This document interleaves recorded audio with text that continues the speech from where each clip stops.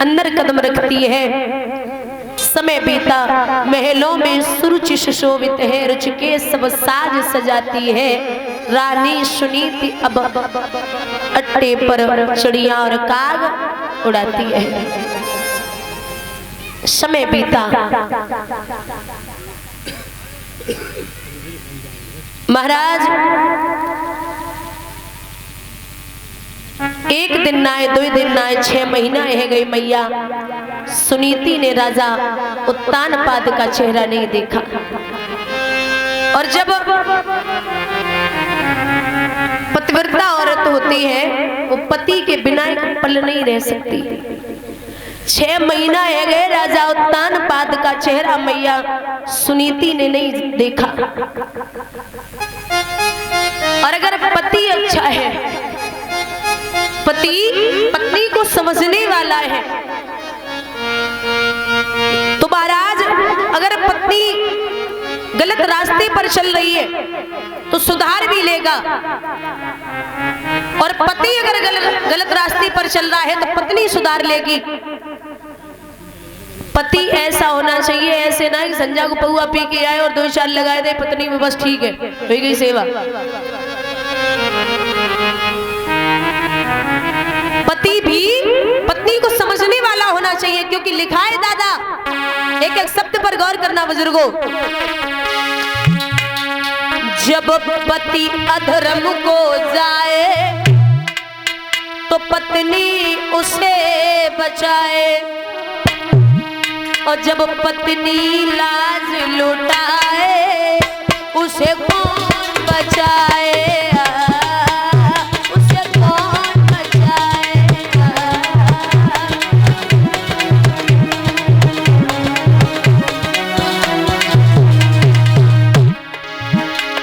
माना कि तेल बाती से घर का दीपक है रोशन, घर में एक छोटा बच्चा घर का करता है प्रमोशन। लला घर का दीपक बुझ जाए वो माचिस से जल जाए, लेकिन घर कुल का दिया बुझ जाए उसे कौन जलाए, उसे कौन जलाए।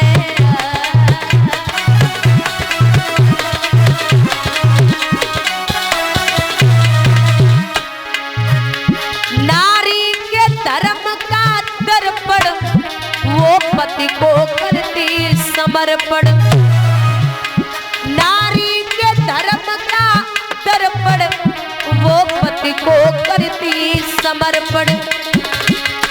है पति की जो अभिलाषा वो पति को करती समर्पण। दादा कपड़े में दाग लग जाए वो साबुन से छूट जाए, लेकिन अगर फूल में दाग लग जाए उसे कौन छुटाए,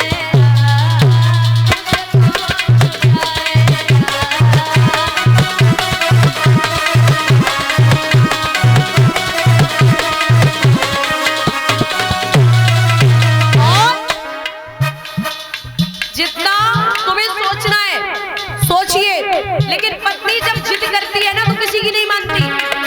औरत जब जिद पे आ जाए तो फिर वो किसी की नहीं मानती। नारी के आगे किसी की ना चली न चल सकती है, राजा जब अटक करता है तो बात बिगड़ सकती है। बेटा भैया से पेन छूट जाए तो भगवान फिर मिलाए, भैया से पेन छूट जाए तो भगवान फिर मिलाए, लेकिन जब भगवान ही बिछुड़ाए उसे कौन मिलाएगा, उसे कौन मिलाएगा।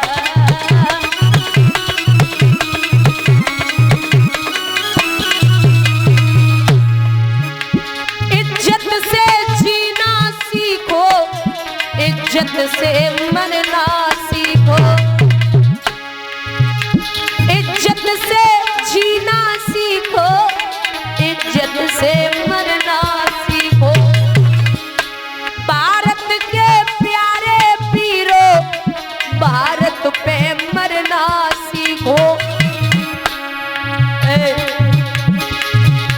जो ठोकर से गिर जाए उसे कोई न कोई उठाए।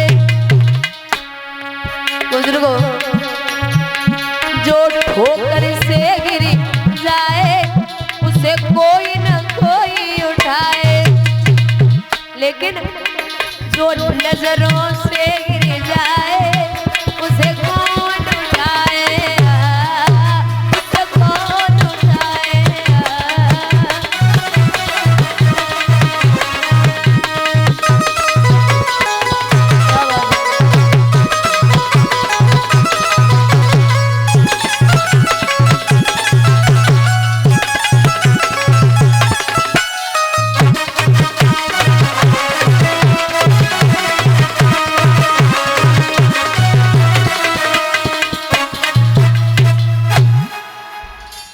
यहाँ महाराज 6 महीने हो गए, मैया सुनीति ने पति का चेहरा नहीं देखा। रात्रि का समय, माह का महीना, मैया सुनीति मरने के लिए चली। विचार किया जीने से तो मर जाना अच्छा है, जो पति का चेहरा नहीं देख पा रही हो। जंगल में पहुंची है, वहां ब्रह्मा पुत्र नारद ने देखा तो जवाब दिया, लड़की क्यों आई है? सुनीति बोली, महाराज एक पत्नी, एक माँ है, औलाद। बैठो। बोले एक पत्नी, एक माँ, एक औरत और एक बेटी अपने प्राणों को कब देती है? जवाब दिया, आप सच्चे संत हैं। बोले मैं ब्रह्मा पुत्र नारद हूं। बोले महाराज तो आप ही बताइए। बोले हमारे सवाल का जवाब दे दे। कैसा सवाल? बोले सवाल ये है, का वर्षा थोड़ी वही के कहूँ गो किसान और सही खेत बंजर पड़े कहा रची भगवान। मैया बोली बाबा, ना वर्षा थोड़ी वही ना कहूँ गो किसान, खेत बीज बोलत नहीं सुनिए संत सुजान। जवाब दिया पुत्र नहीं है। बोले हाँ सही समझे। बोले पागल है क्या? बेटा नहीं हुआ मरने आ गई। अरे का भरोसा, घर में बच्चा है जावे और वो तेरी सेवा करेगा, ये कहीं लिखा है? बोले नहीं महाराज, पुत्र पैदा हो जाए, अगर पुत्र नहीं होगा तो मैं जिंदा यहाँ से वापस नहीं जाऊंगी। बाबा नारद बोले, लला का हमारी झोली पड़े जो उठाए के पकड़ाए थे। अरे लौट जा, जा वापस जा, तेरे पुत्र पैदा हो जाएगा। मैया पहले तो हंसी फिर रोई। बोले महाराज तुम अब हमें पता चलेगी कि संत भी झूठ बोलते। बाबा नारद बोले, लड़की भगवान ने अपने लिए कहा है कि मोर बचन चाहे पड़ जाए फीका, पर संत बचन पत्थर की। संत का वचन कभी मिथ्या नहीं हो सकता। तू पागल है क्या? बोले नहीं महाराज मैं ऐसे नहीं जाऊंगी। बाबा बोले लौट जा, 9 महीना के अगर बाद अगर बेटा न पैदा हो मैं तुझे कुआ को ना चलो जाएगी, गिर पड़िए, हम रोग में को ना आवेंगे। आज जा।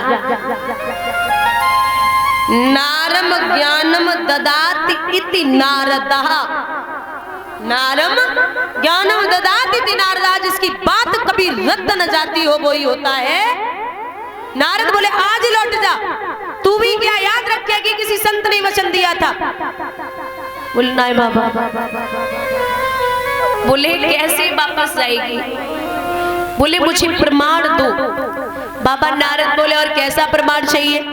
तो मैं बोल रहा हूं लौट जा। अच्छा बाबा नारद की एक आदत और थी परीक्षित। एक बार सभा लगी हुई थी स्वर्ग लोक में, तो वहां पूछा गया, सभा लगी हुई थी तो वहां पूछा गया कि संसार में सबसे कीमती चीज क्या है? संसार में सबसे अनमोल चीज क्या है? तो किसी ने हीरा मोती, किसी ने कुछ अपने अपने हिसाब से बताया। तो एक संत बैठे हुए थे, उन्होंने जवाब दिया कि संसार में सबसे अनमोल अगर कोई चीज है तो वो है प्रेम। संसार में अगर कोई अनमोल वस्तु है तो वो है प्रेम। बोले कलयुग में तो धरो ना, 2-4 साल लिमिट है, फिर तो 5वीं साल निकलो, क्योंकि लिखा है ना, love is a sweet poison, love is a sweet poison. प्रेम जो होता है वो मीठा जहर होता है, लेकिन अगर शिद्दत से निभाया जाए, अच्छा प्रेम एक ही चीज पर टिक सकता है और वो है निस्वार्थ। अगर प्रेम किसी से व्यवहार आपका चल रहा है, कोई आपका हितकारी व्यवहारी प्रेमी, जरूरी नहीं है कि वो रिश्ते ही अलग हो, किसी का भी रिश्ता हो, बाकी अगर प्रेम निस्वार्थ है तो वो जिंदगी भर चलेगा। और जहां प्रेम में स्वार्थ पैदा हो गया तो वो 2 साल 4 साल मुश्किल से टिकेगा, खत्म।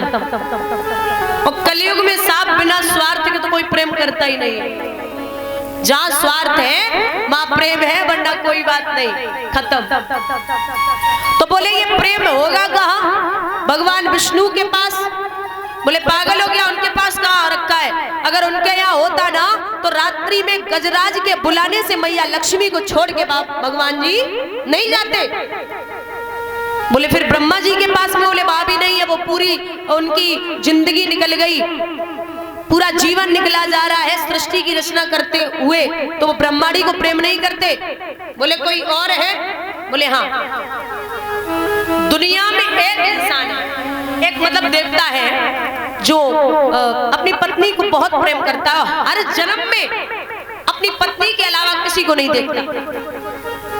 बोले कौन है? भोले बाबा।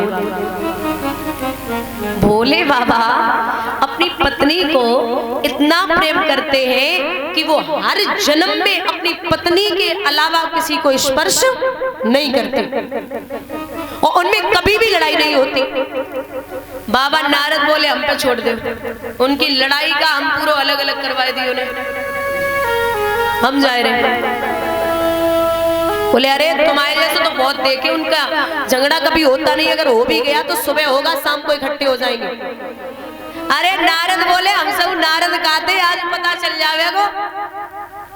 ठीक है जा रहे। तो बाबा नारद पहुंचे मैया पार्वती के यहाँ कैलाश पर्वत पे। बोले मैया प्रणाम करता हूँ। बोले खुश रहो नारद, आओ बैठो, भोजन करो। भोजन करायो, पानी पिलायो। भोजन करने के बाद में बाबा नारद ने चारों तरफ निगाह डाली, सो भोले बाबा दिखाई नहीं दे। बोले मैया वो दिखाई नहीं दे रहे, कहाँ है? पार्वती बोली मैं तो सुबह ही सुबह निकल जाते, शाम को आते, पता नहीं कहाँ घूम रहे हो। जवाब दो मैया, जाए तो बात है कि तू बहुत बोली है, इतनी सीधी हमने कोई देवी ना देखी। बोले क्यों? बोले मैया अब तू बस ये समझ ले कि आज तेरो बेटा कछु राय देवे को आए हो। बोले हाँ बताओ क्या राय है? बोले मैया अगर तू माने तो बताए। बोले अरे बोलो नारद, तुम तो हमारे बेटा के समान हो। बोले मैया अब तू कुछ मत पूछे, तेरे अलावा उनके 6-7 पत्नियां और तेरे अलावा उनके 6-7 पत्नियां और।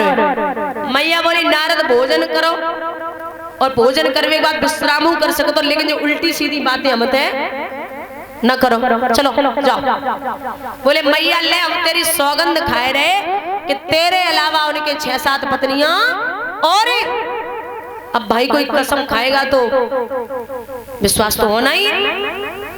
बोले अच्छा हाँ, और तू इतना ढिंढोरा पीट रही कि हमें भी बड़ो प्रेम करें, बड़ो प्रेम करें, का खाक प्रेम करें। अरे अगर प्रेम है तो बस हमें इतनी सी बात बताए दे कि जो उनके गले में मुंडों की माला पड़ी है वो कहां से आई। अगर इतना ही प्रेम बरस रहो है तो हमें इतनी छोटी सी बात बता दे, पति के बारे में तू इतना नहीं जान सकती, जो उनके गले में मुंडों की माला पड़ी वो कहां से आई? जवाब दिया हमें नहीं पता। बोले आज आए जाए। तो वैसे तो निकल वो नारद को उते से बोले बाबा को आए वो बहु सो चलते भाई प्रणाम करो बाबा, प्रणाम करता हूँ। बोले बाबा बोले खुश रहो नारद, कहाँ से आए हो? बोले कैलाश पर्वत से ही आए रहे, सो मैया तुम्हें बड़ो याद कर रही। बोले बाबा बोले वैसे याद न कर रही होती है, तुम घूमे के आए तो आज जरूर याद कर रही हो। बस इतना देखने है कि तुम का करके आए हो, कौन से पापड़ भी लेके आए हो। तो वैसे तो पार्वती लय गिलास में पानी बाहर ही खड़ी रहती, लेकिन आज उन्होंने नहीं करी। बोले बोले सुनती हो? अरे हो देवी सुनती हो? नहीं बोली। बोले बोले देवी सुनती हो? बोली वे 6-7 हो नहीं सुनाई दे जाए। अरे बोले पानी तो दे दो। पार्वती बोली वे 6-7 होने पे पी ले जाए। समझ गए नारद कान भर गए। तो अंदर पहुंचे, देवी किसने कुछ बोला है क्या? दूर एकदम दूर खड़ी है, जाओ दूर खड़े रहिए, मुझसे बात करने की जरूरत नहीं है। अरे बाबा बोले कुछ कहिए, काऊ ने कहा हमें बताओ तुम। बोले मैंने बोला ना तुम दूर से बात करो, हमें छूने की जरूरत नहीं है। बाबा बोले देवी हमारी बात तो सुन लो, हमने कुछ कहिए का? बोले कुछ भी नहीं बोला, तुम हमें पहले से बताओ तुम्हारे हमारे अलावा 6-7 बंदी और कौन है? 6-7? अरे भाई 1-2 की तो लिमिट है, चलो ठीक है 1-2 पे उंगली उठा लो तो चलेगा भी, लेकिन 6-7 गिनती क्या बोल रही हो? बोले हाँ 6-7। किसने बोला? बोले किसी ने भी बोला हो तो बस बता दो हमें 6-7 कौन है। बोले देवी मैं आपकी सौगंध खाता हूँ, मेरे 6-7 पत्नी और कोई है ही नहीं। पार्वती बोली गजब की बात है, वो यहाँ कसम खा के गए कि 6-7 पत्नी और तुम हमारी फिर खाए रहे हो क्या? है ही नहीं, बहुत बड़ी बात है ये तो। बोले अच्छा किसने बोला? बोले नारद ने, और नारद कभी झूठ नहीं बोलते, मुझे माँ समझते। बाबा बोले अब तुम्हें लला की बात माननी है तो सुनो, वो 6-7 पत्नियां कोई और नहीं स्वयं आप हो। बोले वो कैसे? बोले वो ऐसे कहीं शैलपुत्री, कहीं जगदम्बा, कहीं काली, कहीं दुर्गा, कहीं सती, कहीं पार्वती, कहीं गौरा। आपने कितने रूप लिए, हर बार आप मेरी पत्नी बनी हो तो कोई और नहीं स्वयं आप ही हो। बोलिए गोविंद भगवान की। बोले अरे रुको जरा सबर करो। बोले हमें ये बताइए कि जो गले में मुंडों की माला पड़ी है कहां से आई? बोले ये किसने बोला? बोले जो कह के गए ना 6-7 पे जो बताई गई, तो बस हमें से बताया था आई कहां थे। बोले इसमें कुछ सिर आपके हैं और कुछ सिर राक्षसों के हैं। बोले मेरे? आप भूतनाथ हो तो गले में किसी का भी सिर डाल सकते हो, बाकी मेरे सिर ये बात हजम नहीं हो रही।